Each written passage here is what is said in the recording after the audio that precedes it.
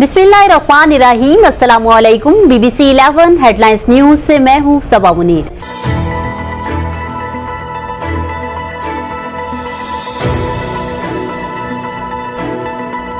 शहर में मंशियात का बढ़ता हुआ रुझान। नाजरीन, आपको अपडेट करें लाहौर से, जहां हमारे नुमाइंदा खुशी बिलाल बलोच के मुताबिक chairman senate standing committee narcotics control senator Ejaz Ahmed Chaudhry की जेर सदारत इजलास मुनक्किद हुआ। इजलास में कंसल्टेंट इंसदाद मंशियात मुहिम सैयद जुल्फकार हुसैन ने लाहौर शहर में मंशियात की मौजूदा सूरत हाल पर ब्रीफिंग दी, जबकि इजलास में Shabbir Sayal, major retired Zafarullah, doctor Nisba Zafar, Syed Mohsin Zulfiqar समेत दिगर ने शिरकत की।